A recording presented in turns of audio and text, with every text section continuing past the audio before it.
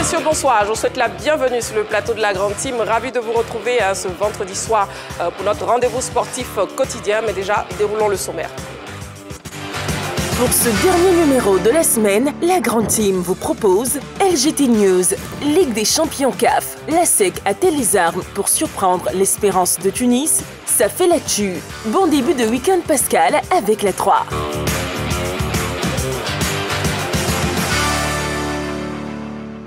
Alors, on sera ensemble pendant 90 minutes. Une question LGT pour vous permettre de participer à l'émission ce soir. Je vous donne donc Ligue des champions CAF. La SEC a-t-elle les armes pour surprendre l'Espérance de Tunis? Pour nous joindre, le numéro de téléphone, le 27 21 59 93 99, toujours précédé de l'indicatif plus 225 si vous nous appelez hors des frontières de la Côte d'Ivoire. Et aussi, vous avez la possibilité de toujours nous écrire sur la page Facebook de la 3.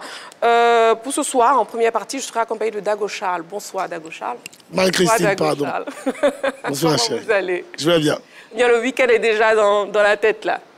Ouais, un peu. J'ai été secoué par les taekwondoïnes tellement j'étais content de les voir. Et donc, bon, j'étais un peu dans les vapes avec eux. Désolé. Vous allez prendre un carton jaune parce que vous me dévancez. Voilà. Oui, Roger Stéphane, bonsoir. Bonsoir, Marie-Christine. Comment vous allez? Ça va très bien. Vous êtes sur les gardes pour ne pas faire de gaffe? Non, je suis toujours sage.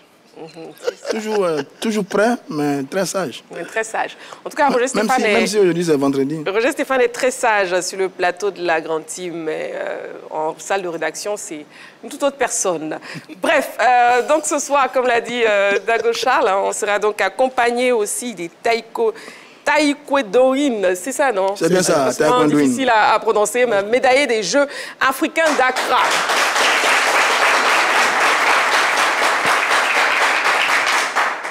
Et bien sûr, dans le focus, on parlera donc taekwondo avec Maître Niava Jean-Jacques, secrétaire général de la Fédération ivoirienne de taekwondo, et aussi Maître Sébastien Conan, directeur technique national. Ce sera dans quelques minutes dans le focus de ce soir. Pour l'instant, on commence avec LGT News.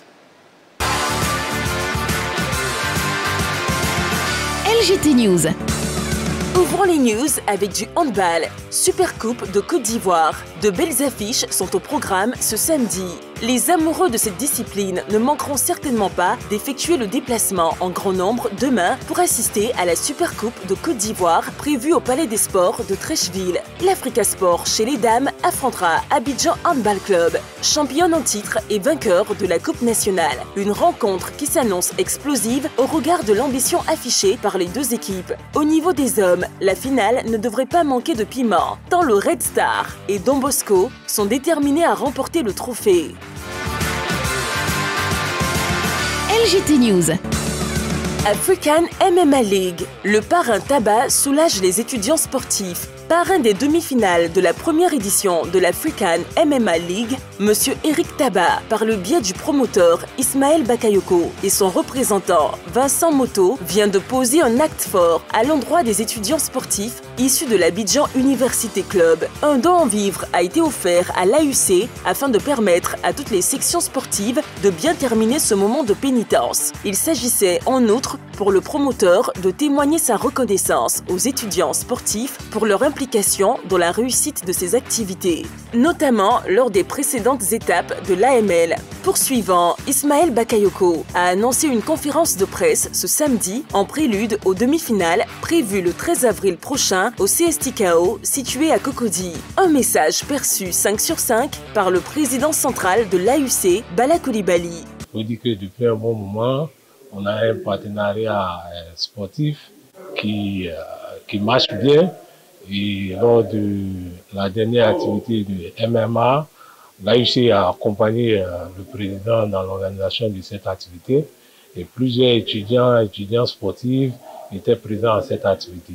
En même temps, deuxième position, inviter toute la Côte d'Ivoire à sortir nombreux le 13 avril au centre ivoiro-coréen pour assister aux demi-finales de l'African MMA League. Encore une fois, merci beaucoup pour cette opportunité. Merci beaucoup, Président, pour cet accueil. Voilà, nous sommes donc sur le plateau de la Grande Team. Et bon, on va faire le débrief des news données donc en début d'émission. D'abord, à l'heure disponible pour le choc contre le Bayern Munich. Ben, c'est une très bonne nouvelle pour notre Sébastien Haller. qui avait repris les entraînements il y a quelques jours et qui semble-t-il est prêt à jouer d'ailleurs dès ce week-end. L'information est donnée par Terzing, l'entraîneur de l'équipe de Dortmund. Il dit que Haller sera disponible ce week-end. Bon, est-ce que c'est un effet d'annonce? Parce que certaines sources disent que les relations sont un peu tendues entre notre Sébastien Haller et l'entraîneur Terzing.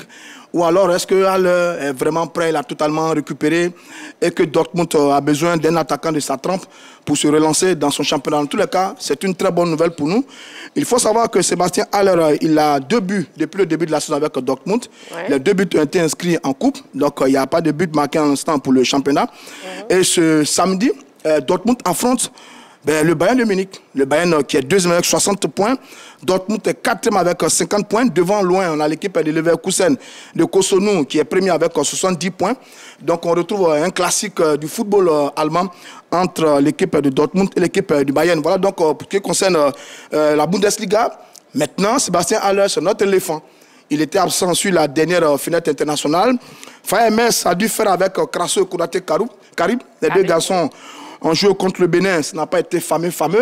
Face à l'équipe de l'Uruguay, il est allé chercher un garçon sur le côté qu'on appelle Diakité Omar pour le faire jouer dans l'axe, pour suppléer justement cette absence de Sébastien Haller. Donc le retour de Sébastien Haller est une très bonne nouvelle pour les éléphants de Côte d'Ivoire. C'est lui qui a mis ce 2e but face au Nigeria qui nous donne la coupe. Et donc retour de Haller en bonne santé, qui va reprendre la compétition dans un grand championnat. C'est une très bonne nouvelle et on espère qu'il va performer pour retrouver la sélection nationale le mois de juin prochain pour les éliminatoires sur les différentes compétitions internationales. Donc vraiment, on est très heureux parce que de tous ceux qui ont gagné la CAN, il fait partie de ceux, de ceux qui n'ont pas encore joué. Il n'a pas encore joué depuis le début, depuis la fin de la CAN. Et donc, on sera très heureux de retrouver Sébastien Haller sur le terrain de la Bundesliga. C'est une très bonne nouvelle pour le football. Une très bonne nouvelle, effectivement. En tout cas, bon retour à notre champion Haller. Oui, Dagochal, toujours sur Haller. Ah non, je ne peux qu'aller dans le sens de Roger Stéphane. On a tous prié voilà, pour qu'il revienne très vite dans la compétition parce qu'on a eu dire qu'après la Coupe d'Afrique, il a senti encore le mal à nouveau. C'est ça.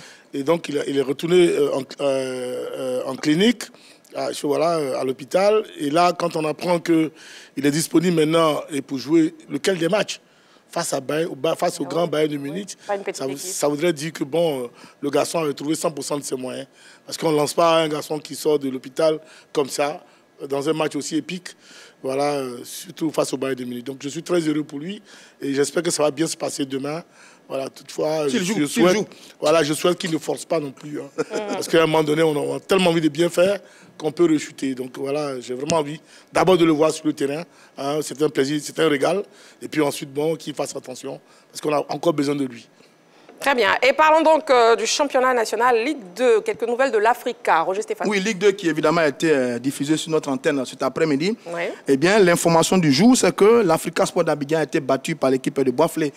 1-0, but inscrit dans les derniers instants de cette rencontre. Et puis de l'autre côté, le concurrent direct, enfin le dauphin de l'Africa dans sa poule, l'équipe de Iska s'est imposée également 1-0. Ce qui voudrait dire que les 4 sont un peu redistribués dans cette poule A. L'Africa Sport reste à 33 points et l'équipe de Iska qui était à 5 points derrière est maintenant à 2 points, donc à 31 points. Donc la course est relancée. C'est vrai que l'Africa n'est pas en danger. C'est un faux pas d'une 15e journée. L'Africa a tué son destin en main. Mais comme beaucoup le disaient et le pensaient, eh bien, la course va continuer jusqu'à la fin de la saison entre certainement l'Africa Sport d'Abidjan et l'équipe de Iska. Maintenant, pour la petite histoire, Iska, son match face à Sirocco, le résultat, le match n'est pas allé à son terme. Les deux arbitres, les arbitres de ce match ont été suspendus.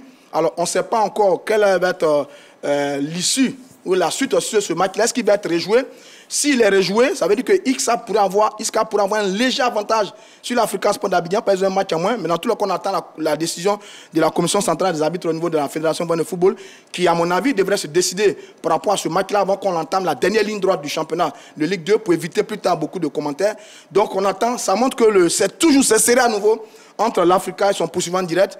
On va voir ce que ça va donner jusqu'à la fin du championnat. Mais la grande info du jour, c'est que l'Africa a plié les Chine face à l'équipe de Boiflé, 1-0. Bon, Dagochal, c'est un peu comme s'inquiétaient les supporters de l'Africa. Il faut rester concentré jusqu'à la fin. Hein. Alors, je pense c'est un peu inquiétant? Non, il n'y a pas de quoi s'alarmer. Il n'y a pas de quoi s'inquiéter. c'était un parcours, voilà, comme tout parcours. L'Afrique avait aligné quoi, peu de 5-6 matchs d'affilée avec des victoires consécutives. Donc c'est tout à fait normal qu'on puisse plancher. Sinon, la fatigue se faisant sentir dans les derniers instants, cette équipe d'Isca a pu voilà, marquer ce but-là. Mais ça peut arriver. L'Afrique est une équipe compétitive. Elle connaît ce championnat-là maintenant. Elle sait qu'il ne faut pas le faire. Pas faire. Donc, non, je n'ai aucune crainte pour cette équipe de l'Afrique. Moi, mon seul souci, c'est la motivation. Ce sont les dirigeants. Est-ce qu'ils veulent jouer sur les deux tableaux? Voilà, parce que c'est ça aussi qui est inquiétant. Un supporter me disait, mais Dago, joue-t-on sur les deux tableaux? Parce qu'on veut jouer la Coupe nationale. Et en jouant la finale de la Coupe nationale, on est sûr d'être africain. On veut aussi monter en première division. Est-ce qu'on a l'effectif pour? Est-ce qu'on est concentré pour? Est-ce que les motivations des uns des autres, est-ce que tout est réuni pour qu'on joue crânement ces deux tableaux-là? Parce que si on veut vraiment jouer ces deux tableaux-là, ça se peut qu'on laisse les plumes sur un tableau. C'est fort possible. Et donc aujourd'hui, je considère que c'est un faux pas. Et les semaines à venir, bon, l'Afrique va beaucoup plus se concentrer sur ces différents adversaires. Et ce qui est le plus important, c'est que je ne pense pas que l'Afrique puisse regarder dans le rétroviseur. Il faut jouer tous les matchs comme il se doit, puis il faut les gagner, et puis à la fin, on appréciera. Sur les deux équations, autant lever le pied sur la Coupe nationale et se concentrer sur le retour à la Ligue 1. Parce que Coupe nationale et aller jouer la Coupe d'Afrique en étant en Ligue 2, c'est parfois un peu fatigant financièrement. Je connais beaucoup d'équipes qui sont allées se frotter avec la Coupe d'Afrique et juste après, ils ont eu beaucoup de difficultés. Donc, si l'Afrique doit faire un choix, à mon avis, le choix le plus intelligent, ce serait celui de la montée en Ligue 1. Ils sont leaders de leur poule. C'est vrai que l'écart s'est réduit avec l'équipe d'Isca, mais l'Afrique n'est pas encore en danger. Donc, il faut peut-être se concentrer véritablement sur la Ligue 1 et puis peut-être progressivement voir le grand retour en tant que champion de Côte d'Ivoire pour aller jouer la Coupe d'Afrique. Parce que sur les deux tableaux, comme Dago Charles, c'est assez compliqué. Là, le résultat de ce soir est un peu surprenant. Tout le monde pensait que l'Afrique allait confirmer face à l'équipe de Boisflé. Mais attention, Boisflé, c'est une très bonne équipe aussi en début de saison. Boisflé faisait partie des équipes qui étaient capables d'aller chercher la montée avec l'Africa Sport d'Abidjan. C'est vrai que la première partie du championnat n'a pas été très bonne, mais Boisflé reste une bonne équipe. Maintenant, l'Africa, de rebondir rapidement, de considérer que c'est un faux pas sur cette 15e journée. Après, il faut délourer. On va suivre de près dans quelques jours le match face à Isca. Il va être très important. Africa-Isca va être très important pour la montée en Ligue 1. Très bien, bien sûr. C'est des matchs que vous pourrez voir en direct sur la chaîne, sur la 3, sur votre chaîne qui vous offre 3 fois plus de sport. On marque une petite pause, vous ne bougez surtout pas. Dans quelques secondes, dans notre focus de ce soir, on parlera de taekwondo. Allez, à tout de suite. Allez, de retour sur le plateau de la grande team, toujours en votre compagnie, très chers téléspectateurs, et c'est un plaisir d'être avec vous. Donc, nous passons maintenant au focus de ce soir.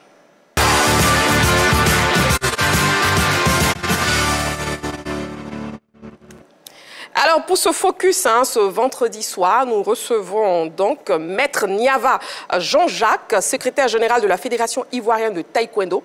Et il est accompagné de Maître Sébastien Conan, directeur technique national. Nous allons parler de leur participation au 13e Jeux africains d'Accra et aussi bien d'autres choses. On les reçoit donc sur le plateau de la grande team.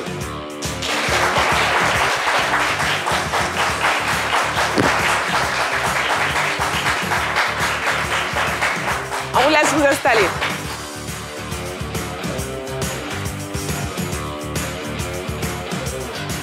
Alors, messieurs, le micro, n'oubliez pas, voilà.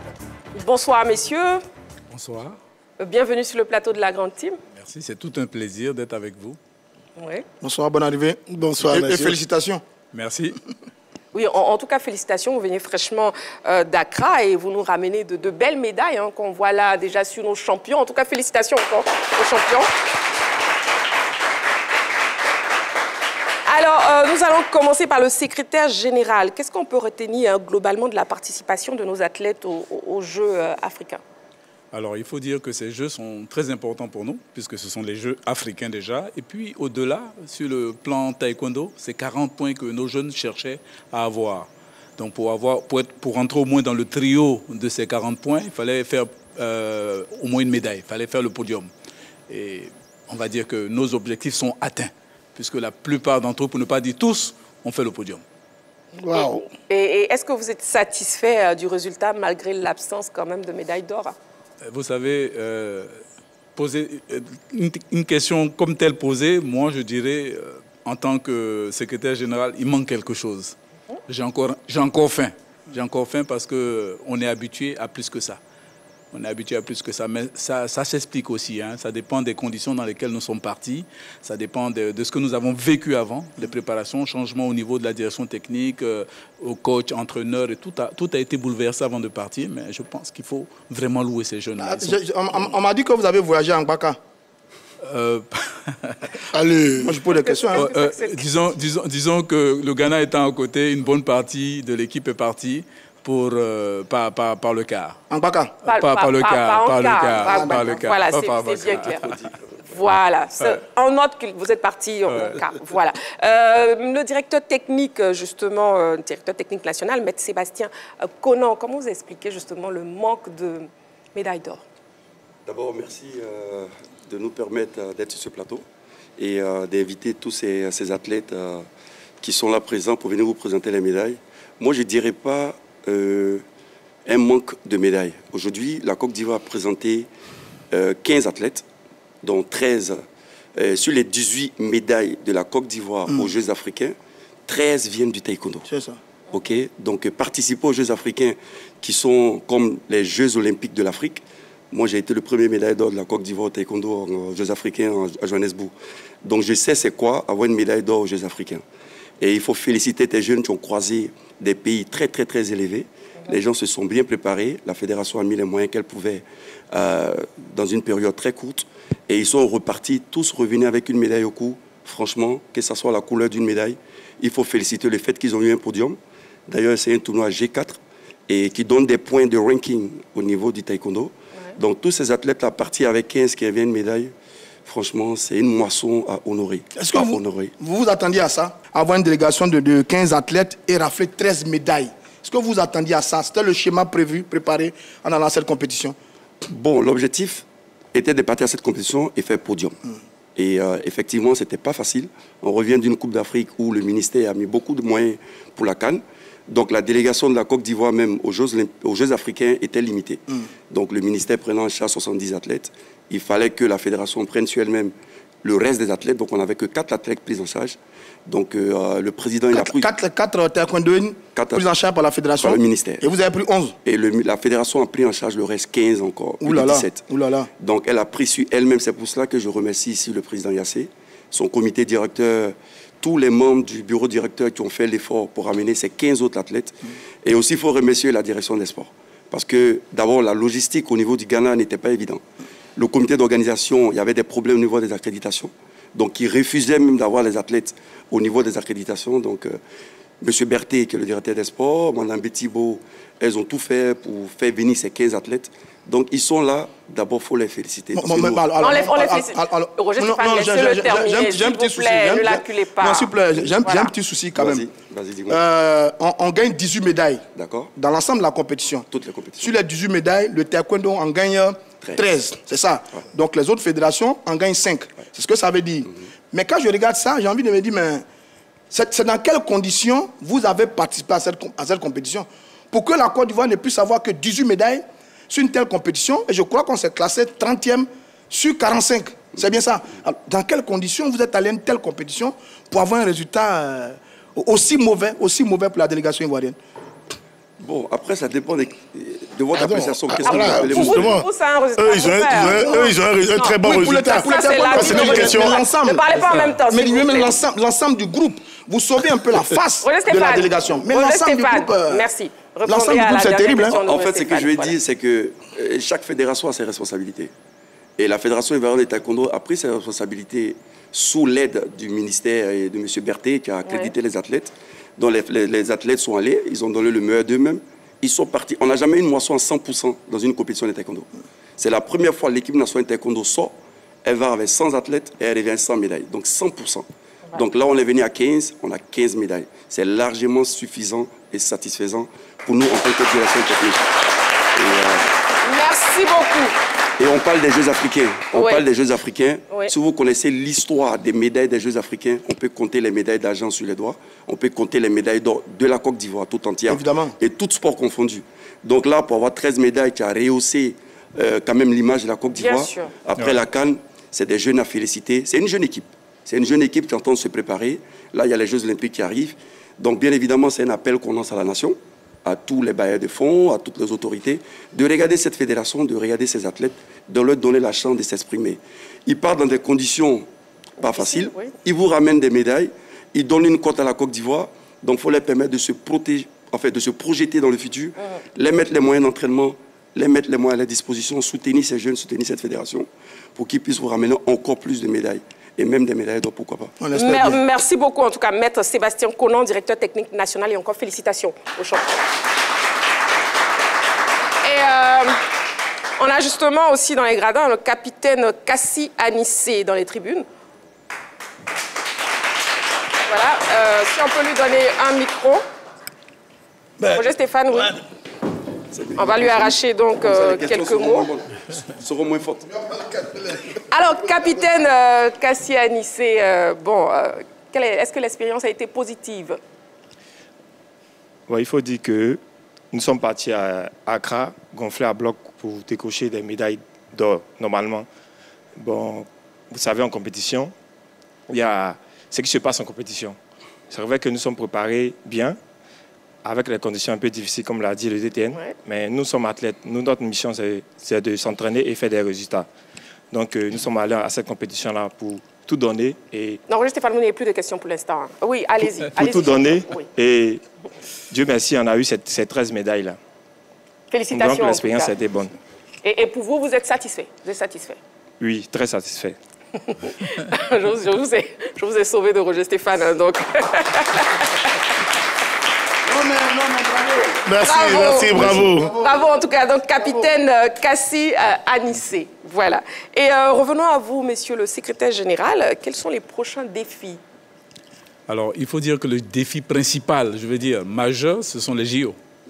Ce sont les JO, il faut se préparer, il faut aller chercher des médailles.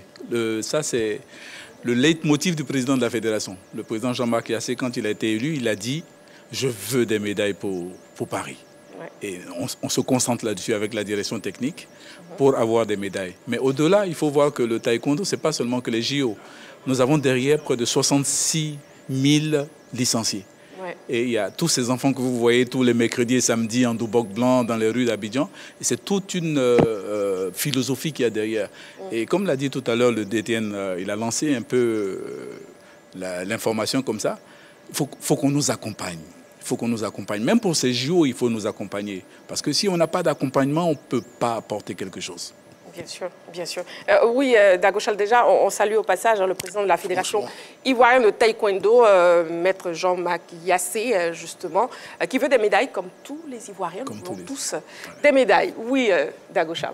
Non, franchement, bravo à vous, parce que quand j'écoute Roger Stéphane, quand il fait ses déductions... Non, c'est l'ensemble de la délégation. Oui, pas le taekwondo, l'ensemble de la délégation. Non, je parle de l'ensemble de la délégation. C'est vrai que c'est alarmiste. C'est clair que pour une nation comme la Côte d'Ivoire, une grande nation de sport, qui va aux Jeux Olympiques et puis revient seulement avec... Jeux africains. Jeux africains avec seulement 18 médailles. C'est pas très reluisant. Mais pour ce qui est du taekwondo, franchement, je suis bluffé. Je suis très flatté. Je vous félicite sincèrement. Merci. Maintenant, parce que je sais, c'est qu'après le football... Franchement, le taekwondo est mieux nanti, mieux logé financièrement que les autres disciplines. Donc, quand vous nous dites ici que vous avez encore besoin d'accompagnement, je ne sais pas de quel type d'accompagnement maintenant vous faites allusion, si vous pouvez être beaucoup plus précis. Merci. Alors, rien que pour comprendre, une compétition de taekwondo qui est rankée, c'est-à-dire qui est cotée au niveau international, se passe à l'étranger. Et qui dit l'étranger, il faut aller en Europe généralement. Parce que ce sera en France. En France. Il faut payer les déplacements. Il y a tout l'encadrement qui va avec. Donc, c'est-à-dire partout où on verrait des petits montants, avec le taekwondo, ce sont des montants qui sont importants. Il faut aller en Asie, il faut aller en Corée. Et tout ça, ça revient cher. Et derrière, il y a cet apport qu'il faut apporter à nos jeunes qui sont là. Bon nombre d'entre eux vont à l'école. Il faut quitter l'école, il faut enlever son kaki, son uniforme d'étudiant, courir aller à l'entraînement, faire 3 ou 6 heures d'entraînement par jour, retourner dormir parfois dans des conditions difficiles. C'est ça qui demande un accompagnement. Bon, mais vous n'avez pas donné de chiffres. Aidez-nous et aidez tous les Ivoiriens. Voilà, on y va avec, je crois, Cissé, Gbagbi, qui sont des réelles chances de médailles. Cissé est numéro 1 mondial, c'est le patron. On compte sur lui. Ruud Gbagbi est parmi les meilleurs au monde, plus la troisième là, qui fait une belle campagne aussi. Voilà. Alors, une telle délégation, pour réussir les Jeux Olympiques, pour revenir avec 2 médailles d'or du type Gbagbi et Cissé, Il faut combien pour la préparation, combien pour la participation? Donnez-nous un chiffre pour qu'on puisse cerner ça vraiment. Alors, il y a un programme qui a été déposé au ministère déjà. Il faut vous dire que quand on dit il y a 3 athlètes qui sont qualifiés, ce n'est pas 3 athlètes qu'il faut voir. Il y a les sparring derrière. D'accord. Il y a l'encadrement technique qui va avec. Ce n'est pas seulement que ces 3-là, parce qu'ils ont besoin de quelqu'un pour travailler. Il y a tout cet environnement-là. Et vous savez, vous voyez les plastrons bleus que l'on porte là, ce sont des plastrons électroniques. Il faut les avoir. Et ça ne coûte pas 5 francs, ça coûte cher. Ah oui. Et c'est tout ça. Pouvoir sortir, parce qu'on est qualifié pour les JO, mais ce n'est pas fini. Il faut aller maintenant préparer, c'est-à-dire sortir, aller faire des entraînements, se mettre dans des conditions physiques. Et c'est tout cela qu'on évalue. On serait à combien à peu près? Si vous me permettez de rebondir sur la question, allez-y, oui. C'est qu'aujourd'hui, on parle de champions. Aujourd'hui, nous tous, on veut avoir un champion demain. J'ai été aux Jeux Olympiques, l'un des premiers Ivoiriens qui était aux JO, en taekwondo. Aujourd'hui, on veut construire un champion demain, parce qu'on oublie, un champion, ça se prépare. Là, on a 4 mois des JO. Il y a un budget qui a été donné et on attend pour le décaissement, pour les programmes. Vous ne dites pas le montant depuis, hein? Bon, on ne peut pas dire le montant parce que c'est l'âge. C'est des chiffres un peu confidentiels. Mais aujourd'hui, si on veut rebondir sur la politique même du sport en Côte d'Ivoire, vous avez vu le financement de la CAN. C'est ça. Aujourd'hui, on a un gouvernement qui parle de son image à travers ses réalisations sportives. La Côte d'Ivoire a une médaille, elle a gagné la Coupe d'Afrique. C'est l'image de la Côte d'Ivoire. Au taekwondo, pour aller aux Jeux Olympiques, il faut impérativement 4 par pays. Sur 4, la Côte d'Ivoire a qualifié 3. Donc on a 3 qui vont partir. On a des jeunes coachs qui se débrouillent tous les jours, qui sont aux entraînements. Ils ont besoin de cet accompagnement. Et le budget doit être déboursé maintenant. Ce n'est pas après-demain, ce n'est pas dans un mois. Ce n'est pas un mois de la CAN. Donc si on veut médaille, on déboute ça après-demain. Les entraînements commencent. Et quand on parle d'entraînement, comme dit le secrétaire général, c'est que les athlètes doivent se frotter aux internationaux. Doivent sortir pour aller aux Jeux Olympiques. Tu as 16 par catégorie. Et c'est les 16 meilleurs par catégorie. Et aujourd'hui, si la Côte d'Ivoire veut une médaille, il faut qu'elle débourse le financement là, maintenant. Et c'est pour ça qu'on lance un appel aux autorités, au président de la République et à toutes nos autorités qui suivent le taekwondo et qui suivent Cissé de près. Voilà des jeunes qui reviennent avec une médaille. C'est une fédération qui donne des résultats et ils ont besoin d'aide financière pour avoir des médailles olympiques. Et aujourd'hui, on connaît la politique de la Côte d'Ivoire. On a été champion d'Afrique, on peut aller avoir 3 médailles d'or. Vous comprenez? Donc aujourd'hui, il faut que les gens, l'autorité se lève très tôt, commencer à donner les moyens à la fédération. Je sais que vous voulez savoir les chiffres, mais c'est des... Non, parce qu'on sait qu'en football... C'est confidentiel, non, ça ne peut pas être confidentiel. Messieurs. Oui, terminé. C'est confidentiel entre le ministère et la fédération. Mais déjà, ils font déjà beaucoup. Il faut reconnaître que le directeur des sports, il a fait beaucoup pour ses athlètes. Il était aux Jeux africains avec nous. Le ministre de la tutelle, il fait beaucoup d'efforts. Le président de la fédération, ils nous soutiennent. On n'est jamais... trop de gens n'égalent pas la sauce, comme on dit en Côte d'Ivoire. Ça marche. On demande encore plus pour que les gens soient prêts pour les Jeux Olympiques parce que c'est dans 4 mois. Et il faut se réveiller maintenant. Et voilà. On a mis les moyens pour la CAN. On sait que quand la fédération, le gouvernement met les moyens pour une compétition, la Côte d'Ivoire, elle gagne toujours. Donc si elle met les moyens pour le taekwondo, elle va toujours gagner. Avec ces jeunes côtes et ces jeunes athlètes, je vous assure que vous avez des futurs champions. Avec les autres fédérations aussi. Voilà, c'est tout le monde. Ok, donc bon, parlons justement des JO. Hein. Quelles sont nos chances, messieurs, chacun à mon tour, de revenir avec des médailles? Avec plus de médailles cette fois-ci. Bon, si tu connais bien l'historique des JO pour la Côte d'Ivoire, on a vraiment beaucoup de chance. Cissé, qui est le numéro 1 mondial en poids lourd. Babu, qui est un ancien champion olympique. C'est clair qu'après, au Japon, il n'a pas pu. Là, il est revenu encore en pleine forme. Babu Ruud, qui s'entraîne très bien. Et on a une 3e qui a qualifié la catégorie du nom des Astan, qui est en train de se préparer. Et puis, c'est l'historique aussi des JO, c'est la Côte d'Ivoire. La Côte d'Ivoire, c'est un pays qui gagne. C'est un gouvernement qui gagne. Donc, on a beaucoup de chance pour les JO. C'est pour cela qu'on lance le cri d'alarme maintenant. Il faut se lever très tôt pour la préparer maintenant. Si ça va bien. Maître Niava, si va très bien. Niava, allez-y. Oui, pour répondre à Stéphane, là, si c'est va très bien. Si c'est va très bien. Si c'est va très bien. Stéphane n'a plus la parole, mais si vous voulez le répondre, répondez. Il faut dire qu'on est focus dessus, on est focus sur les JO. On met tout en œuvre pour cela. Là, il y a l'Open d'Espagne. Si c'est doit y prendre part. Nous avons aussi la relève avec Ossin Kimi qui doit prendre part aussi à l'Open d'Espagne. Je ne sais pas si le DTN a prévu pour ces athlètes-là, mais je ne pense pas. Ils viennent d'arriver d'Accra, donc ils ne sont pas encore en jambes. Mais juste pour dire qu'on est focus. On est focus pour les JO, on reste concentré. Et je pense que, comme il a dit, on a beaucoup de chance. En tout cas, merci beaucoup, Maître Niava, Jean-Jacques, secrétaire général de la Fédération ivoirienne de taekwondo, et aussi Maître Sébastien Conan, directeur technique national, d'être venu sur le plateau de la Grande Team. Un mot de fin? Je remercie la Grande Team Ouais. C'est tout un plaisir que d'être sur ce plateau. Et puis, je lance quand même un appel encore à tous ces sponsors qui n'aient pas peur de venir soutenir la Fédération ivoirienne de taekwondo. C'est une fédération qui gagne. Maître, un mot de fin? Moi, franchement, je vous dis merci de nous avoir invités sur ce plateau. Et d'accord, il faut remercier tous ces athlètes et ces encadreurs, ces jeunes encadreurs qui sont là, qui ont pris sur eux la responsabilité de représenter la Côte d'Ivoire aux Jeux africains. Ils partent à 15 avec 15 médailles. On ne peut pas demander mieux que ça. C'est une très belle moisson. Et encore une fois, il faut remercier tout l'encadrement technique et le comité directeur. Moi, je ne savais pas que quand tu étais athlète, c'était facile. Je ne savais pas que derrière les athlètes, il y a tout un encadrement. Ouais. Donc, tous les vice-présidents, notre premier vice-président, Zounon, Bosson, Mme Guessen, et Maître Boubacar Koulibaly, tous ces gens qui sont derrière, le trésorier qui paye les transports des athlètes à tout le temps. Donc, c'est des choses que, franchement, pour devenir encadreur aujourd'hui, après avoir été athlète, tu te rends compte qu'il y a tout ce dalmarda qui est fait derrière. Et vraiment, je les remercie tous, nos DTN, Médier. Donc, je leur dis vraiment merci et pour leur soutien tous les jours et pour que ces athlètes puissent amener médailles. Et félicitations aux athlètes. Franchement, je prends ce plateau pour vous dire merci et félicitations à vous. Vous avez fait du très bon boulot au Ghana.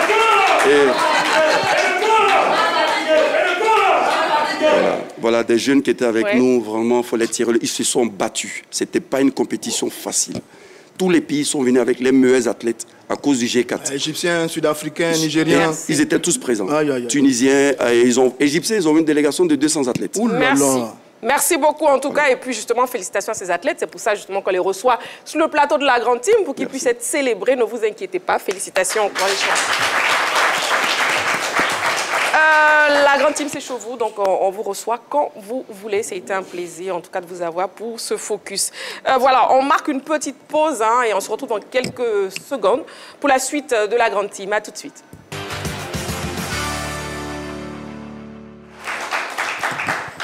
Voilà, de retour sur le plateau de la grande team et on a été rejoint par Saint-Séverin. Bonsoir. Oui, bonsoir Marie-Christine. Mais pourquoi ce oui avant? Oui, parce que j'ai pratiqué le taekwondo et je vois beaucoup de taekwondoïnes ici.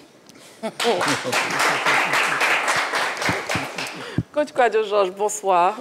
Bonsoir la charmante Christine. Merci beaucoup, vous êtes très aimable. Vous avez pratiqué le taekwondo aussi? Jamais. D'accord. Le football, ancien gardien de but. Le football. Ancien grand gardien de but et ancien sélectionneur aussi des éléphants. En tout cas, ravi de vous avoir, Saint-Séverin et coach Kouadio Georges et aussi Dago Charles et puis... S'il vous plaît, Stéphane, attendez, un carton... Est-ce que vous avez dit après un carton jaune? Non, d'accord. Donc, il le mérite amplement. On demande à celui qui va recevoir. Mais Saint-Séverin n'a pas de nouvelles à donner sur l'Africa. Il n'a aucune nouvelle. Vous savez quoi? On poursuit avec l'actu. Allez, l'actu.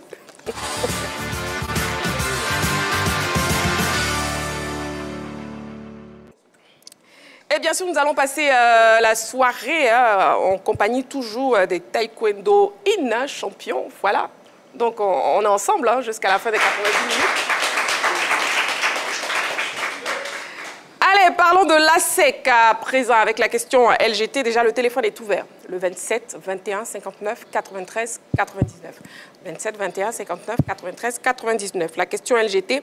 Ligue des champions CAF, l'ASEC a-t-elle les armes pour surprendre l'Espérance de Tunis? Amoindri par une spirale négative en championnat, l'ASEC Mimosa va devoir faire preuve d'un sursaut d'orgueil face à l'Espérance de Tunis ce samedi en quart de finale aller de la Ligue des Champions. Alors nous en parlerons sur le plateau de la grande team, mais déjà regardons cet élément préparé par la rédaction.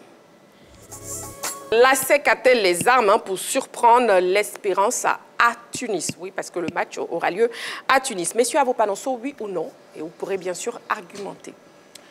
Oui pour Dago Charles, oui pour Roger Stéphane, oui pour coach Kouadio Georges. Saint-Séverin, vous faites désirer? Non pour Saint-Séverin. Pourquoi non? Non, simplement parce que la SEC est dans une mauvaise spirale. On ne cesse de le dire. Depuis la fin de la CAN, la SEC a joué 4 matchs en championnat. Et sur les 4 matchs, les Mimos n'en ont gagné que 1 face à Mouna FC.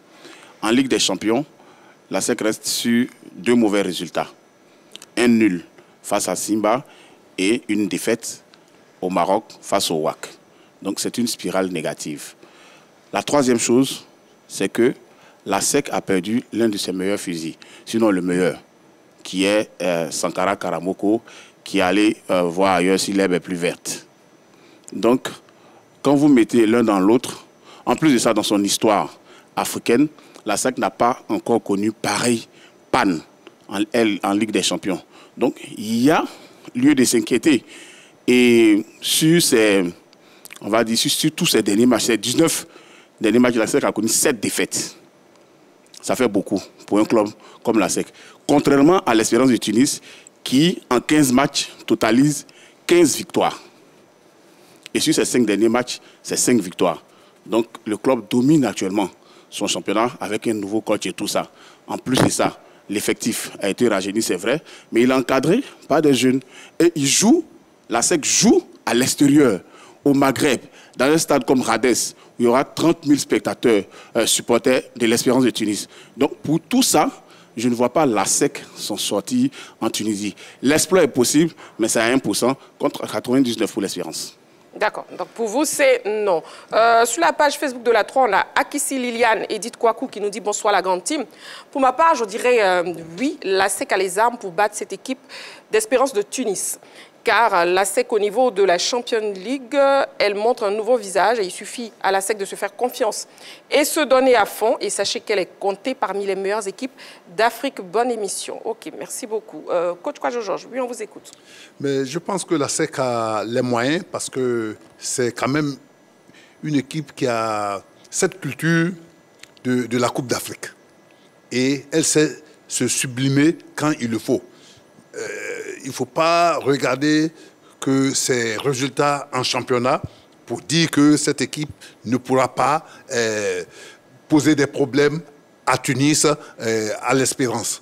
Donc, une équipe qui a cette ossature, on peut dire que c'est vrai, la division offensive de la SEC est un peu affaiblie, mais son expérience lui permet de tenir la dragée haute à cette équipe d'Espérance de Tunis.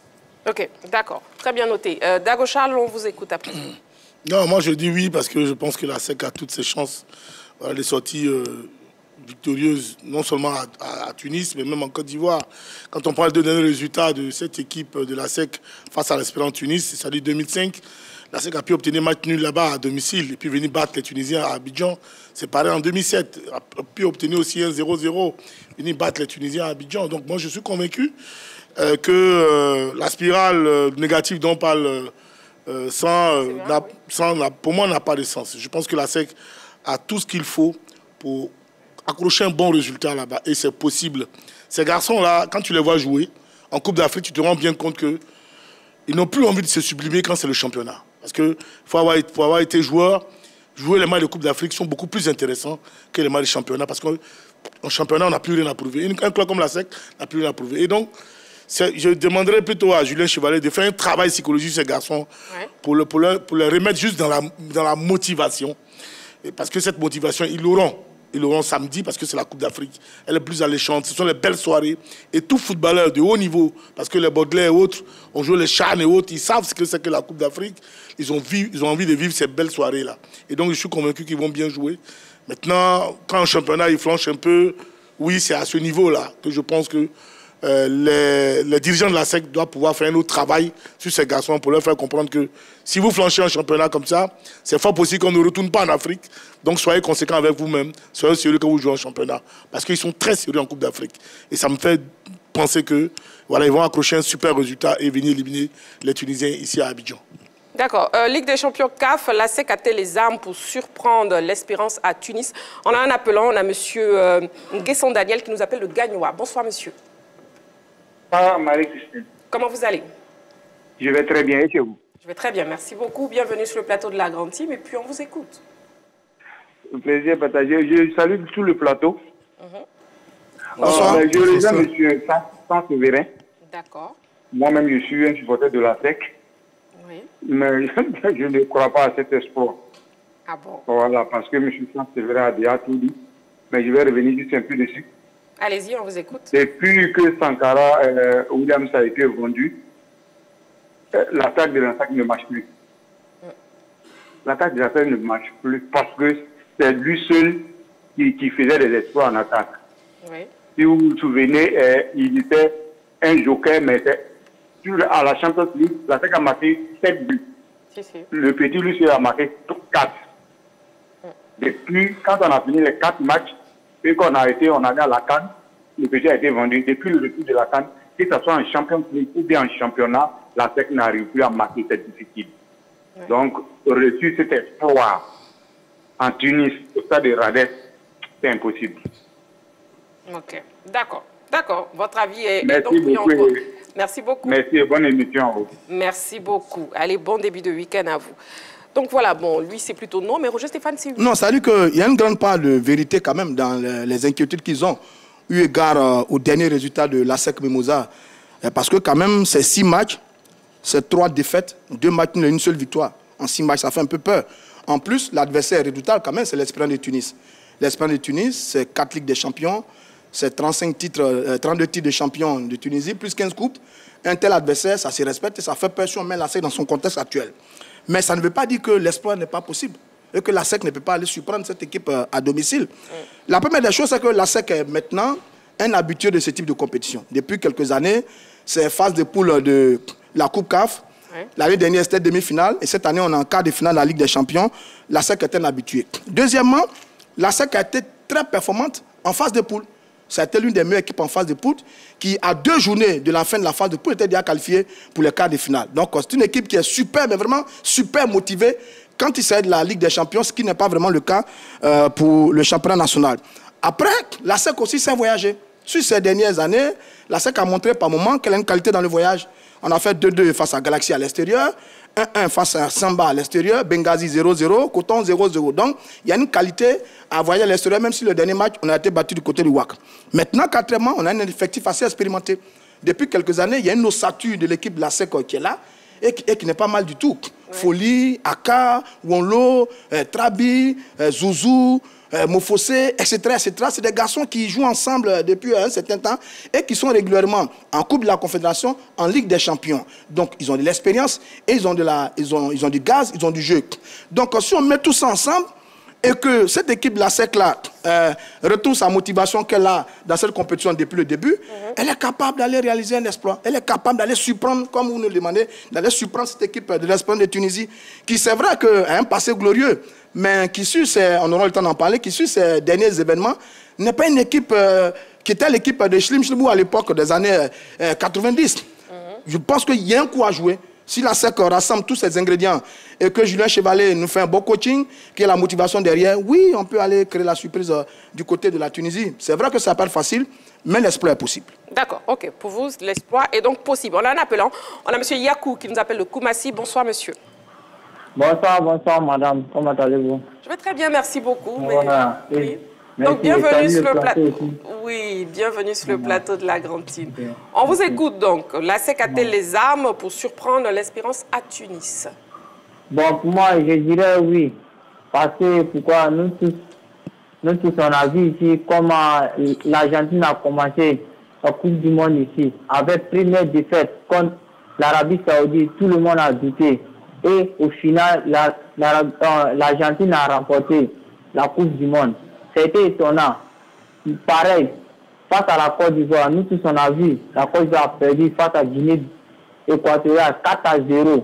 Tout le monde était étonné. Nous tous on ne croyait même pas que non, la Côte d'Ivoire pouvait remporter la Coupe d'Afrique. Et la Côte d'Ivoire a fait pareil ici. Bon, moi, je te dis, à un certain moment, arrêtons de douter. Vous voyez, c'est pas passé, l'Union a fait 15 victoires que la SEC ne peut pas gagner l'Union. Tout est possible dans la vie. Là, actuellement, on sait que les Sangaré ont été vendus, mais aujourd'hui, on sait que comment Chevalier a des possibilités pour faire avancer l'équipe. En cas de cas, on ne sait jamais, c'est le football. On ne finit jamais d'apprendre. Voilà, concernant moi, la SEC peut se qualifier. Et puis, la SEC sera en finale. La SEC va remporter cette coupe-là, Inch'Allah. Très bien. Vous êtes très optimiste en tout cas. Merci beaucoup, M. Yacoub. Merci beaucoup. Voilà, bon, lui, il est très, très optimiste. Bon, si la Côte d'Ivoire a encaissé 4-0 face à la Guinée équatoriale et que finalement la Côte d'Ivoire est champion d'Afrique, bon, c'est toujours possible. Hein. Pour l'ASEC Mimosa, est-ce que les taïkodoïnes s'intéressent aussi à l'ASEC? Oui. Bon, j'ai bien envie de vous entendre, quand même. Qui parle football parmi vous? Voilà, donc par rapport à la question LGT, est-ce que vous pensez que la SEC a les chances de surprendre l'Espérance à Tunis? Bon, ce que je peux dire, en sport, tout est possible. Mais vu les résultats tels que certains le disent sur le plateau, vendre son meilleur buteur et puis ensuite espérer aller se qualifier à l'extérieur, ce n'est pas facile. Ouais. En sport, il faut avoir les moyens de sa politique pour pouvoir gagner. Et la SEC vend son meilleur buteur. En tout cas, tout est possible, mais vraiment, bon, on peut rêver comme l'auditeur, les choses voilà, qui a été tout à l'heure. Sinon, vraiment, à mon sens, en sport, il faut avoir les moyens pour aller gagner. Voilà. La SEC, vraiment, ce serait difficile. Vous pouvez vous présenter déjà? Vous pouvez vous présenter? Vous pouvez vous présenter? Je suis Maître Elsa Traoré, ceinture à 7e dan, oui. Koukion, et puis entraîneur de l'équipe nationale de Poumsi. D'accord. Voilà, et qui suit aussi la SEC. Oui, l'avis de quelqu'un d'autre, d'une dame, oui. Ah, c'était pas me donner l'avis. La dame vient rendre le micro. La dame s'empresse de rendre le micro. D'accord, ok, il n'y a pas de souci. On va dire que c'était le porte-parole de la délégation. Mais bon, parlons du gardien, Folie Ayayi. Est-ce qu'il vous rassure, coach? Oui, il me rassure, c'est un très bon gardien. Il est en équipe nationale. On ne peut pas douter de lui. Il a toujours joué pour la SEC jusqu'à présent. Je ne sais pas pourquoi est-ce que nous allons douter de lui. Nous allons à un match très important. Il faut lui donner le moral nécessaire pour pouvoir garder les perches de cette équipe. Je suis ivoirien et je veux que ce garçon la fasse comme il sait le faire pour pouvoir garder le but vierge. Voilà. Oui, ça c'est vrai. Moi, concernant Folie, j'ai quand même quelques doutes. Pas au niveau de sa qualité intrinsèque, pas au niveau de sa valeur de gardien de but, au niveau de son mental. Alors, les 3 derniers événements ne plaident pas en sa faveur. Il perd sa place de gardien numéro 1 de la sélection au profit de Yaya Fofana. Il est quand même dans le groupe, il est champion d'Afrique. Quand il ressort de ça, en championnat, c'est que des phases négatives. Il encaisse beaucoup de buts, son équipe perd beaucoup. 3e événement, le dernier, en date, il est appelé avec les éléphants pour jouer en France, contre le Bénin et contre l'Uruguay. Son club, la SEC, met un petit veto. On a une compétition africaine, il ne peut pas voyager, il faut qu'il reste. Finalement, la fédération fait un petit forcing. Au moment où il doit partir, problème administratif.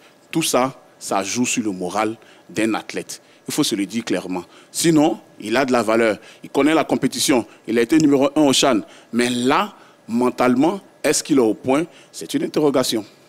D'accord. On a un appelant d'Assini Mafia. Bonsoir, monsieur. Oui, non, pas ma team. Comment vous vous appelez? Mon nom, c'est Kabliti. Oui. D'accord, très bien. Alors, bienvenue sur le plateau de la Grande Team. Et puis, on vous écoute par rapport à la SEC. Oui, ma fille, je vous dis bonsoir. Oui, on vous écoute. Et je salue aussi les éminents consultants qui sont sur votre plateau. Bonsoir, monsieur. Bonsoir. Concernant le sujet, oui. Je pense que c'est vrai. En championnat, la SEC a des résultats en gants de scie. Mais vous savez très bien que le football n'est pas une science exacte. Donc, à mon avis, il faut former, il faut faire une osmose autour de l'équipe. Tisser l'union, galvaniser les enfants par vraiment une certaine motivation.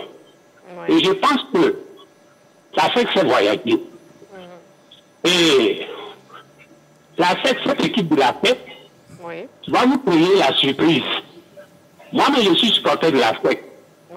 Et de temps à autre, je déplore leurs résultats vraiment en gants de scie. Mais pour cette compétition africaine, et je pense que les Mimos seront galvanisés, ils vont se battre. Et ils vont vous faire la surprise, comme les éléphants ont eu à le faire récemment, pour mettre toute la Côte d'Ivoire en joie. Et je pense que c'est ce que la SEC va faire. Donc, prions pour cette équipe de la SEC. Faisons l'union autour de cette équipe de la SEC qui va nous apporter un résultat vraiment intéressant pour la suite de la compétition. Voilà qui est dit. D'accord. Merci beaucoup, madame. C'est bien noté. Merci beaucoup à vous aussi. Merci beaucoup pour votre participation. Voilà. Donc, lui, il est plutôt optimiste, fervent supporter de la SEC, oui. C'est toujours possible, la SEC peut surprendre l'Espérance à Tunis. On a aussi le capitaine Aka Essi Baudelaire qui s'est exprimé au micro de nos confrères de RJN. On écoute. On essaie de se remobiliser, d'autant plus que le championnat local, on est un peu en difficulté. Voilà, mais on a essayé de... C'est deux contextes différents. Donc voilà, là, il y a une autre motivation, une motivation supplémentaire parce que là, nous sommes en Coupe d'Afrique. Voilà, on espère montrer un autre visage, comme on a l'habitude de le faire en Coupe d'Afrique. Je pense que voilà, on est préparé pour, on s'attend à toute éventualité, je pense que ça passera. Là, nous sommes en Champions League. Il y a la SEC en Champions League, il y a la SEC en championnat, ce n'est pas le même contexte. Donc du coup, que les gens disent, nous on est concentrés sur voilà, ce match-là, sinon c'est deux rencontres.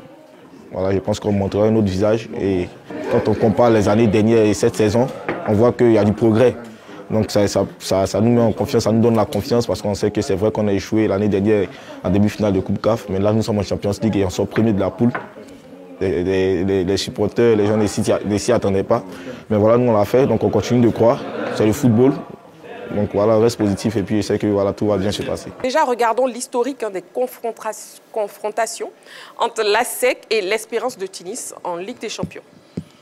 Alors, en 1999, phase de poule, l'Espérance de Tunis à SEC Mimosa 3-0, c'est bien ça? Voilà. À SEC Mimosa, Espérance de Tunis 1-0. En 2002, en phase de poule également, l'Espérance de Tunis bat la SEC Mimosa 2-0. Au match retour, la SEC Mimosa s'impose 3-1. En 2005, les deux équipes se croisent également en phase de poule. En Tunisie, on coupe la poire en deux, 0-0. Au match retour, la SEC s'impose 1-0. En 2007, également en phase de poule, la SEC accroche à nouveau l'Espérance de Tunis à domicile 0-0 et s'impose au match retour 2-0. Le bilan est en faveur donc des jaunes et noirs. Sur 8 matchs disputés, 4 victoires, 2 nuls et 2 défaites, 7 buts marqués et 6 buts encaissés pour la SEC Mimosa. Voilà, donc par rapport à ce match face à l'Espérance de Tunis, coach Kwadjo, est-ce que vous ne craignez pas des soucis d'arbitrage ou de changement d'environnement? Non, je ne peux pas craindre des soucis, je ne peux pas avoir des soucis d'arbitrage pour ce match parce que quand même, la SEC est un grand club qui sait voyager et qui connaît ce que c'est que l'environnement. Donc la SEC pourra se préparer en fonction et ne pas être surpris par des problèmes d'arbitrage. Je ne pense pas qu'il y ait des problèmes d'arbitrage. Non, la SEC sait voyager. La SEC a gagné des matchs, beaucoup de matchs à l'extérieur. La SEC en a perdu même à domicile. Donc, c'est au football, je pense qu'ils vont se battre comme ils peuvent pour pouvoir avoir leurs résultats. Mais évitons de penser aux arbitres. Non, ça dénature carrément le jeu. Laisser les joueurs se concentrer sur le match, se donner comme ils peuvent et puis aller au résultat. C'est-à-dire que moi, je n'ai pas peut-être un regard fixé sur l'arbitrage, mais sur l'environnement du match. J'ai lu un article cet après-midi qui disait que les dirigeants de l'Espérance de Tunis ont mis un point d'honneur à prévenir leurs supporters pour ne pas qu'il y ait de débordement au stade de Radès où le match va se jouer. Ah, c'est très bien. Voilà, donc il faut faire attention. Il semble qu'il y a des petits bruits de débordement. Ouais. Sur un article que j'ai lu, vrai ou faux, on attendra de voir. Mais dans tous les cas, cette équipe de l'Espérance de Tunis est un peu sous pression. Parce qu'il y a longtemps qu'elle n'a pas brillé dans cette compétition. J'ai regardé que depuis entre septembre 2022 et janvier 2024, elle est à 5 entraîneurs aujourd'hui. Le dernier en date, Gardozo, il est arrivé en janvier 2024. Donc c'est un club à pression. Mais comme tous les grands clubs au monde qui veulent les résultats et qui peut-être va mal vivre une contre-performance contre la SEC Mimosa sur ce cas de finale.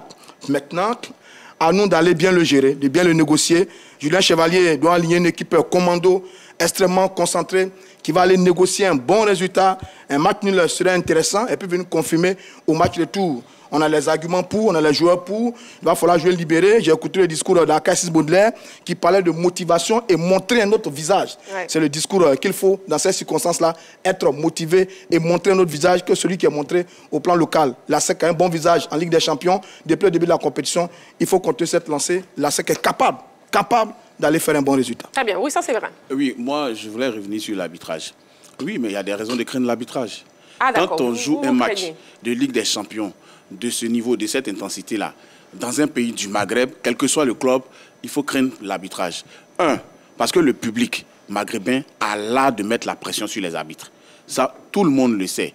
La deuxième chose, ils aiment simuler les fautes, les blessures à des parties charnières du match. Et ça, c'est difficile. Par contre, ce qu'il faut faire, c'est que les entraîneurs, le staff de la SEC, fassent en sorte que les mimosas ne se préoccupent pas de tout ça. Qu'ils jouent sur leurs valeurs, s'ils en ont une là maintenant, qu'ils jouent sur, sur leur qualité, si elles sont encore présentes, parce que sur les derniers matchs, elles n'étaient pas présentes. Vous allez prendre un carton jaune, non, vraiment. Comme la couleur il est libre de ses commentaires. Comme la couleur de la SEC. Non, il est libre de ses commentaires. Moi, honnêtement, je crains pour l'arbitrage. Pas que celui qui sera commis à la tâche pour ce match est mauvais, mais il y a toujours une pression supplémentaire quand on joue dans un pays du Maghreb, surtout à cause de leur façon de supporter. C'est à la SEC de rester calme. D'accord. Et Dago Charles? Non, moi, je ne crains plus, de nos jours, je ne crains plus l'arbitrage. Ça, c'était nous à notre temps, là. Nous, on a joué des matchs dans le Maghreb ou dans tous les pays du continent africain où il n'y avait pas de caméras. C'est fini. Voilà, aujourd'hui, tous les matchs sont scrutés avec toutes les caméras. C'est à peu près une quarantaine de caméras dans tous les matchs. Que l'arbitrage soit mauvais, le lendemain, il est sanctionné. C'est fini, ça. Et puis, Dieu merci, c'est notre frère Dono Mandiès qui est aux commandes au niveau de la CAF. Donc, moi, je ne crains pas l'arbitrage. Je demande simplement à la SEC d'être la SEC du Moussa, comme la SEC l'a été en 2005 à domicile, à Tunis, et en 2007. Ils ont su gérer ces Tunisiens-là. Ils ont fait face à ce public-là en 2005. C'est ce même public qui est là en 2007. Et puis, ils ont su les gérer et venir les battre à domicile. Pourvu que Roger Ognier, le président, mette tout le monde, je veux dire, en mission, et qu'ils se concentrent tous et qu'ils redeviennent ce qu'ils ont été. Moi, je suis convaincu que si la motivation y est, ces garçons vont avoir un bon résultat là-bas. D'accord, très bien. Donc, c'est noté, hein, la SEC a-t-elle les armes pour surprendre l'Espérance à Tunis? On a eu tous des éléments de réponse, hein, on a eu tous vos réponses sur le plateau de la Grande Team, mais aussi les réponses des appelants. Je fais le point de mes cartons. Je sais que j'ai un carton jaune pour Roger Stéphane, un autre carton jaune pour Dago Charles. Mais tout ça, c'est pourquoi? Et un carton jaune pour Saint-Séverin. Mais tout ça, c'est pourquoi? Voilà. Le mien, tu l'as créé ou bien? Vous n'avez pas de carton? Non, non, je n'ai pas de carton. Ah, d'accord, c'est bon. C'est de la dictature, hein? Dago Charles, vous n'avez pas de carton. Coach Kouadio, vous n'avez pas de carton. Merci, c'est vraiment gentil. Voilà, je propose qu'on revoie la VAR pour ma faute. Vous êtes un amour, pas de VAR ici. En cette allure, on va avoir une taekwondoïne pour vous s'occuper de vous. Hein, voilà. Les taekwondoïnes m'apprécient, n'est-ce pas? Voilà. Ils sont très chaleureux. Oui, c'est sûr, ils vont prendre un carton aussi.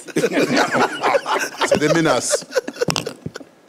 Voilà qui est dit. Allez, on avance donc, on termine avec la SEC. On a un deuxième sujet pour cette actu, Montaigu 2024. Oui, les Éléphantos U17 disputeront ce samedi 30 mars le dernier match de poule du tournoi de Montaigu face à l'Arabie Saoudite. Une victoire s'impose aux jeunes Ivoiriens pour se donner des chances de disputer la finale de la compétition. Alors, quelle analyse, Roger Stéphane? Écoutez, pour l'instant, on fait un très bon tournoi. On fait un très bon tournoi pour l'instant. Nos jeunes garçons montrent un très très beau visage. Sur la première journée, on a fait match nul avec l'équipe de France, 2 buts partout. On a mené 1-0, la France a égalisé, elle nous a mené. Ensuite, on a égalisé, je crois. Et puis face à l'Argentine, on a mené 2-0, 3-0 d'ailleurs, avant de se voir remonter pour la réduction du score. Sur 2 buts, finalement, on s'impose 3-2. Donc sur le tournoi, le bilan est très bon. C'est 2 matchs, une victoire 3-2 face à l'équipe de l'Argentine et un match 2-2 face à l'équipe de France. Ça fait 4 points plus 1. Nous sommes deuxième, bien logés derrière l'équipe de France. On attend tous la dernière journée face à l'Arabie Saoudite pour voir laquelle des deux équipes va se qualifier. Nos garçons sont assez intéressants. Ils jouent bien, ils portent bien le ballon. On connaît la qualité de nos jeunes footballeurs avec cette vivacité, cette technique, ce jeu à l'instinct. Et puis le sélectionneur Bassili qui fait un très bon boulot. Il a réussi à mettre sur pied, avec l'ensemble de la détermination appuyant sur des centres-là, à mettre sur pied un bon groupe de jeunes. Vraiment bravo pour l'instant. Maintenant, tout va se décider à la dernière journée, parce que la France est en tête avec 4 points plus 4, je crois, parce que les Français ont balayé l'Arabie Saoudite lors de la deuxième journée. Nous, on joue l'Arabie Saoudite en troisième journée. Il y a un coup à jouer, on est capable d'aller au tour suivant par rapport à cette compétition. En tout cas, comme vous l'avez dit, Roger Stéphane, déjà on voit une très belle équipe des Éléphantos U17. Coach Kwadjo Georges, ils ont réussi à battre l'Argentine. Bien sûr. Et je pense que nous avons une très belle équipe. Et puis, à cet âge-là, il ne faudrait pas chercher forcément à gagner les matchs. Ils sont à la lisière de la formation. Et donc, ce qui est important pour nous, c'est qu'ils apprennent vraiment les principes tactiques, techniques, comment jouer en groupe, comment individuellement, quand on a le ballon, qu'est-ce qu'on doit faire, comment on peut défendre, tout ça. Ils doivent mettre en application tout ce qu'ils ont appris jusqu'à maintenant. Et puis, on voit qu'il y a le résultat qui suit avec le match nul contre la France, avec ce 3-2 contre l'Argentine. Et encore, ils ont marqué 5 buts en deux matchs. C'est super, c'est bon. Je félicite le collègue Bassiriki Diabaté qui fait un grand travail, comme aussi avec la direction technique nationale. Et donc, bonne continuation à eux. Et puis, de pouvoir gagner le dernier match pour avoir une bonne place, peut-être jouer la finale. Voilà, ça, on parlait de la SEC à l'instant, c'est une équipe estampillée à SEC. Oui, il a beaucoup de joueurs de l'académie.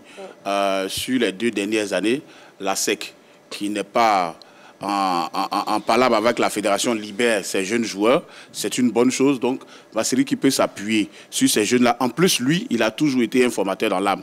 Vous vous rappelez de ce qu'il a fait avec le Racing Club d'Abidjan. Il a été champion avec ces jeunes gens-là.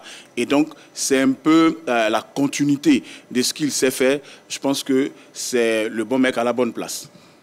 Oui, le travail du coach Bassiriki, on continue d'en parler, Dago Charles. Écoutez, le travail, les résultats sont là, on ne peut que le féliciter. Et puis, en général, ce tournoi a réussi bien aux Ivoiriens. Depuis que moi je l'ai découvert, je pense qu'on l'a déjà gagné. Il y a 10 ans, je crois. Voilà, on l'a déjà gagné. Donc, voilà, vivement que ces garçons-là répètent un peu leurs leçons et qui permettent de revenir avec une victoire. C'est toujours bon pour le moral quand à 16, 17 ans, on participe à un tournoi international, qu'on le remporte. Ça compte pour la suite de la carrière parce que ça veut dire qu'on commence sa carrière dans une dynamique de victoire avec des trophées. C'est très important.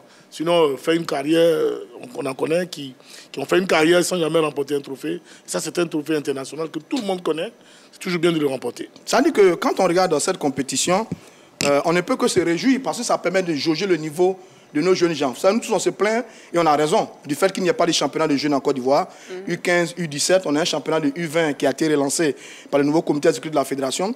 Si on va un peu plus loin, on peut faire de bonnes choses parce que ces jeunes garçons-là sont plus dans le centre d'information et regardez ce qu'ils font. Sur la comparaison, on est un pays africain, évidemment, donc représentant du football africain. On joue contre un Européen, qui est la France, qui est une grande nation de football. On fait 2-2 en ayant mené cette équipe de France. On joue contre une équipe sud-américaine, qui est l'Argentine, qui est une grande nation de football au monde. On la gagne 2-0, un 3-2, après l'avoir mené 3-0. Et enfin, on va jouer une équipe asiatique, qui est l'Arabie Saoudite. Donc vous avez que tous les continents sont représentés, et c'est nous qui avons cette chance-là de représenter le continent africain face à des équipes de jeunes des autres continents. Sur les résultats qu'on a en ce moment, on n'est pas ridicule.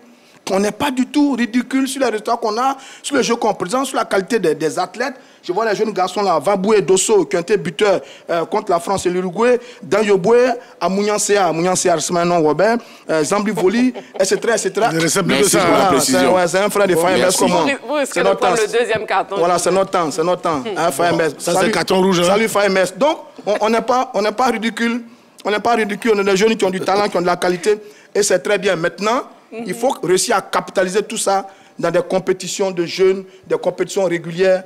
Un peu plus tard, on va voir de fabriquer de véritables générations. Parce qu'au sport, il faut savoir, très souvent, il n'y a pas de générations spontanées, ce sont des générations programmées. Et ce qui est en train de se faire là, je pense que c'est très bien pour l'image du football local ivoirien.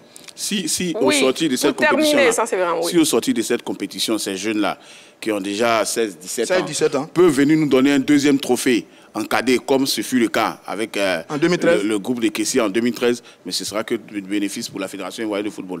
Bien sûr, vous l'avez dit. Info, résultat, classement du programme du groupe A de Montaigu. Alors, le groupe A, sur la première journée, la France et la Côte d'Ivoire ont fait maintenir 2 buts partout. L'Argentine a dominé l'Arabie Saoudite 5-0. Pour la deuxième journée, la France a laminé l'Arabie Saoudite 5-2. C'est 6 à 2. Et la Côte d'Ivoire a dominé l'Argentine 3-2 pour le classement. Comme je le disais, la France est en tête avec 4 points plus 4. La Côte d'Ivoire est deuxième, 4 points plus 1. L'Argentine est troisième avec 3 points plus 4. L'Arabie Saoudite ferme la marche avec 0 points moins 9. Alors, tout va se décider lors de la troisième journée. France-Argentine. La France a 4 points, l'Argentine a 3 points. Celui qui gagne va passer au tour suivant. Et puis nous, les éléphants, on a la chance de jouer l'équipe la plus faible de la poule, qui est l'Arabie Saoudite, qui a déjà encaissé, qui a moins 9. Donc, si on s'impose face à cette équipe-là, sur un score de 3-4-0, on est susceptible d'aller au tour suivant. C'est un calendrier qui nous arrange bien parce qu'on a déjà fait 2 très bons résultats face à la France et face à l'Argentine. En tout cas, bonne chance à nos éléphantos U17. On marque une petite pause. Non, on ne marque pas une petite pause. On passe plutôt à LGT News. On vous permet de revoir les news données en début d'émission. Allons-y. LGT News. Ouvrons les news avec du handball. Supercoupe de Côte d'Ivoire. De belles affiches sont au programme ce samedi. Les amoureux de cette discipline ne manqueront certainement pas d'effectuer le déplacement en grand nombre demain pour assister à la Supercoupe de Côte d'Ivoire prévue au Palais des Sports de Trècheville. L'Africa Sport chez les dames affrontera Abidjan Handball Club, championne en titre et vainqueur de la Coupe nationale. Une rencontre qui s'annonce explosive au regard de l'ambition affichée par les deux équipes. Au niveau des hommes, la finale ne devrait pas manquer de piment, tant le Red Star et Don Bosco sont déterminés à remporter le trophée. LGT News. African MMA League. Le parrain tabac soulage les étudiants sportifs. Parrain des demi-finales de la première édition de l'African MMA League, M. Eric Tabat, par le biais du promoteur Ismaël Bakayoko et son représentant Vincent Moto, vient de poser un acte fort à l'endroit des étudiants sportifs issus de l'Abidjan Université Club. Un don en vivres a été offert à l'AUC afin de permettre à toutes les sections sportives de bien terminer ce moment de pénitence. Il s'agissait en outre pour le promoteur de témoigner sa reconnaissance aux étudiants sportifs pour leur implication dans la réussite de ces activités, notamment lors des précédentes étapes de l'AML. Poursuivant, Ismaël Bakayoko a annoncé une conférence de presse ce samedi en prélude aux demi-finales prévues le 13 avril prochain au CSTKO situé à Cocody. Un message perçu 5 sur 5 par le président central de l'AUC, Bala Coulibaly. Il faut dire que depuis un bon moment, on a un partenariat sportif qui marche bien. Et lors de la dernière activité de MMA, l'AUC a accompagné le président dans l'organisation de cette activité et plusieurs étudiants sportifs étaient présents à cette activité. En même temps, deuxième position, inviter toute la Côte d'Ivoire à sortir nombreux le 13 avril au centre ivoiro-coréen pour assister aux demi-finales de l'African MMA League. Encore une fois, merci beaucoup pour cette opportunité. Merci beaucoup, Président, pour cet accueil. Vendredi soir, l'équipe technique, on vous fait énormément de bisous. Nous sommes vendredi soir, ça se sent. Allez, c'est la dernière émission de la semaine avant le début du week-end. C'était un plaisir d'avoir été en votre compagnie. C'est terminé. Merci beaucoup, Saint-Séverin. Merci. Bonne fête de Pâques à tous. Voilà, merci, coach Kwadjo Georges. Bonne fête de Pâques à toi. Bonsoir, Sylvain. Tu vas pas à l'église, c'est toi qui dis Pâques ici. Oh, merci beaucoup. Vous êtes un amour. Dago Charles, oui, merci beaucoup. Merci. Merci à toi, la plus belle femme du monde.